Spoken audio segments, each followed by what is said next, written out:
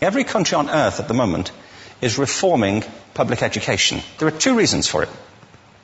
The first of them is economic. People are trying to work out, how do we educate our children to take their place in the economies of the 21st century? How do we do that, given that we can't anticipate what the economy will look like at the end of next week, as the recent turmoil is demonstrating? How do we do that? The second, though, is cultural. Every country on earth is trying to figure out, how do we educate our children so they have a sense of cultural identity and so that we can pass on the cultural genes of our communities while being part of the process of globalization. How do we square that circle? The problem is they're trying to meet the future by doing what they did in the past. And on the way, they're alienating millions of kids who don't see any purpose in going to school. When we went to school, we were kept there with a story, which was if you worked hard and did well and got a college degree, you would have a job. Our kids don't believe that.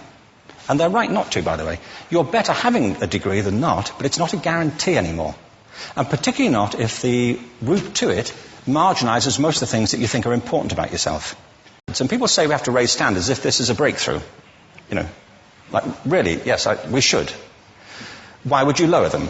You know, I haven't come across an argument that persuades me of lowering them. But raising them, of course we should raise them. The problem is that the current system of education was designed and conceived and structured for a different age. It was conceived in the intellectual culture of the Enlightenment and in the economic circumstances of the Industrial Revolution. Before the middle of the 19th century, there were no systems of public education. Not really. I mean, you could get educated by Jesuits, you know, if you had the money.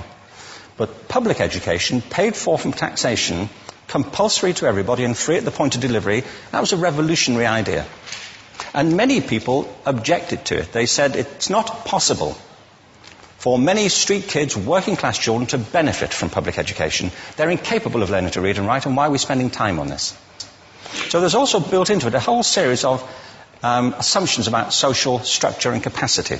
It was driven by an economic imperative of the time, but running right through it was an intellectual model of the mind, which was essentially the Enlightenment view of intelligence.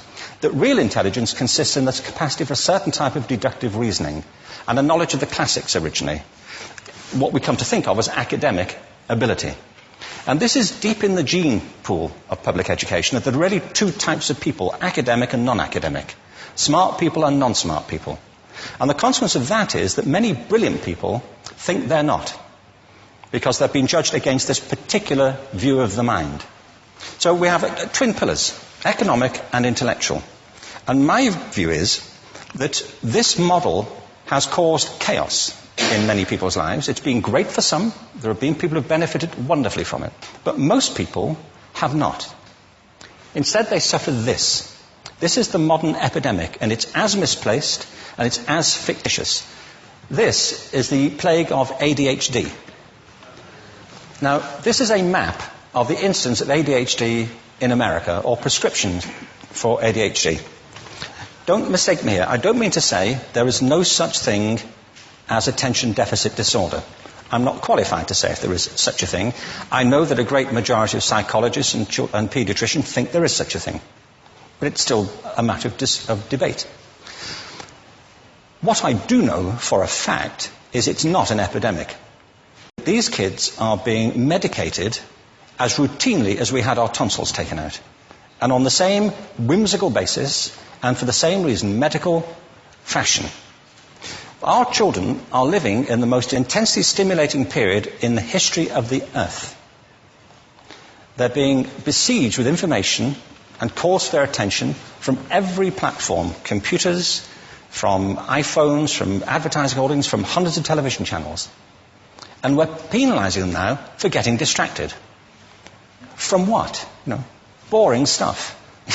At school, for the most part. It seems to me it's not a coincidence totally that the incidence of ADHD has risen in parallel with the growth of standardized testing. Now, these kids are being given Ritalin and Adderall and all manner of things, often quite dangerous drugs, to get them focused and calm them down. But according to this, attention deficit disorder increases as you travel east across the country. People start losing interest in Oklahoma.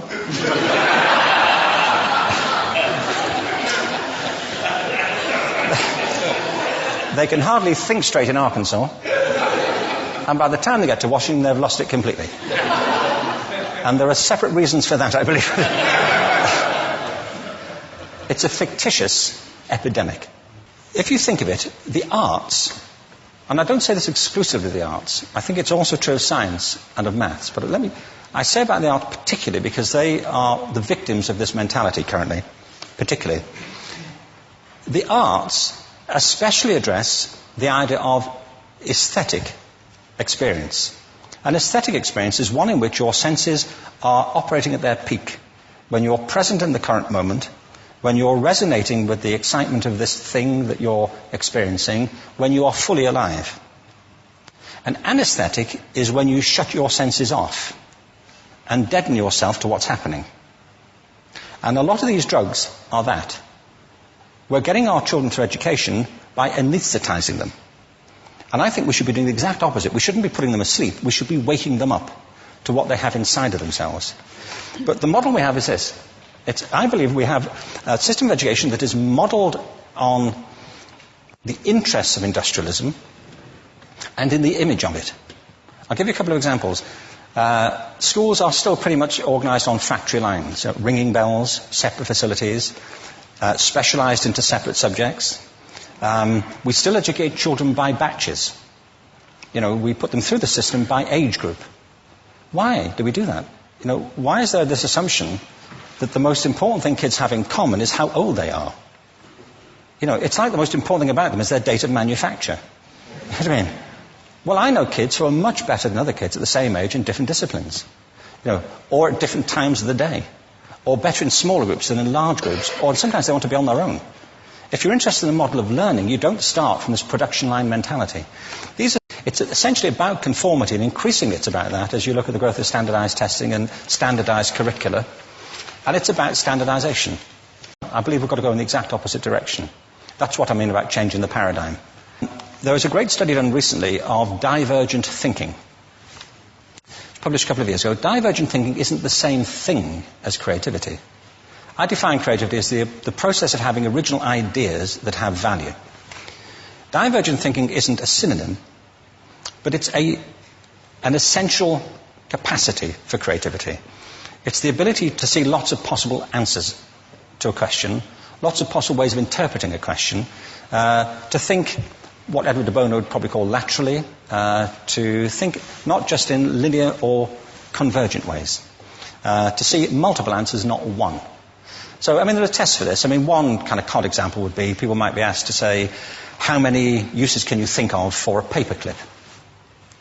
One of those routine questions. Most people might come up with 10 or 15. People who are good at this might come up with 200. And they do that by saying, well, could the paperclip be 200 foot tall and be made out of foam rubber? Does it have to be a paperclip as we know it, Jim? Now, there are tests for this, and they gave them to 1,500 people. This is in a book called Breakpoint and Beyond. And on the protocol of the test, if you scored above a certain level, you'd be considered to be a genius at divergent thinking. Okay? So my question to you is, what percentage of the people tested, of the 1,500, scored at genius level for divergent thinking? Now, you need to know one more thing about them. These were kindergarten children. So what do you think? What percentage at genius level? 80. 80, okay. 98%. Now, the thing about this was it was a longitudinal study. So they retested the same children 5 years later, ages of 8 to 10. What do you think? 50? They retested them again 5 years later, ages 13 to 15. You can see a trend here, can't you? Now, this tells an interesting story, because you could have imagined it going the other way, couldn't you? You start off not being very good, but you get better as you get older. But this shows two things. One is we all have this capacity, and two, it mostly deteriorates. Now, a lot of things have happened to these kids as they've grown up. A lot. But one of the most important things that happened to them, I'm convinced, is that by now they've become educated. They've spent 10 years at school being told there's one answer, it's at the back. And don't look. And don't copy, because that's cheating. I mean, outside schools, that's called collaboration, but inside schools. Now, this isn't because teachers want it this way, it's just because it happens that way. It's because it's in the gene pool of education. We have to think differently about human capacity. We have to get over this old conception of academic, non-academic, abstract, theoretical, vocational, and see it for what it is, a myth. Secondly, we have to recognise that most great learning happens in groups, that collaboration is the stuff of growth. If we atomise people and separate them and judge them separately, we form a kind of disjunction between them and their natural learning environment. And thirdly, it's crucially about the culture of our institutions, the habits of the institution and the habitats that they occupy.